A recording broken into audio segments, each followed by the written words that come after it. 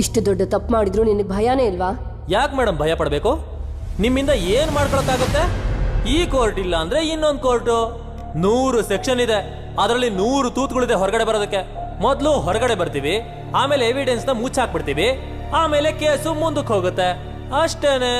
ಅದಾದ್ಮೇಲೆ ಇನ್ನೊಂದು ಭವಾನಿ, ನಿರ್ಭಯ, ಜ್ಯೋತಿ, ಗೀತಾ, ಮಧುರ ಈ ತರ ಹೋಗ್ತಾನೆ ಇರುತ್ತೆ.